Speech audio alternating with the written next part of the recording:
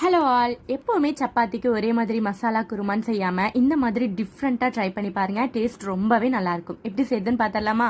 இதுக்கு ஒரு கேப்சிகமாக இந்த மாதிரி தின்னா கட் பண்ணிக்கலாம். ஒரு பச்சை மிளகாய், ஒரு பெரிய வெங்காயம், 1/2 ஸ்பூன் சீரகத்தூள், மிளகாய்த்தூள், மல்லித்தூள், தேவையான அளவு உப்பு ஆட் பண்ணிட்டு ஃபைனலாக கொஞ்சமாக ஆயில் ஆட் பண்ணி இதெல்லாம் நல்லா மிக்ஸ் பண்ணி தனியாக எடுத்து வச்சிடலாம்.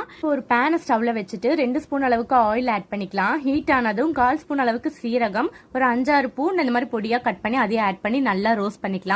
பூண்டு நல்லா பொரிஞ்சதுக்கு அப்புறம் நம்ம மேரினேட் பண்ணி வச்சிருக்கிற ஐட்டத்தை இது கூடவே ஆட் பண்ணிட்டு தண்ணி ஆட் பண்ணி எல்லாம் நல்லா மிக்ஸ் பண்ணிட்டு மூடி போட்டு ஒரு 10 நிமிஷம் இதை குக் பண்ண போறோம். 10 நிமிஷத்துக்கு அப்புறம் தண்ணி எல்லாம் நல்லா ட்ரை ஆகி காயும் நல்லா வெந்து வந்திருக்கும். இப்போ ஒரு பிஞ்ச் அளவுக்கு மஞ்சள் தூளும் 1 ஸ்பூன் அளவுக்கு கடலை மாவு ஆட் பண்ணிக்கலாம். இப்போ இதெல்லாம் நல்லா மிக்ஸ் பண்ணி விட்டுட்டு 3-4 ஸ்பூன் தயிர் ஆட் பண்ணி இதையும் நல்லா கலந்து விட்டுக்கலாம். தேவைப்பட்டா கொஞ்சமா தண்ணி ஊற்றி மிக்ஸ் பண்ணி ஃபைனலா கொத்தமல்லி போட்டு இறக்குனீங்கன்னா சட்டுன்னு டேஸ்டியான கேப்சிகம் தயிர் கறி ரெடி.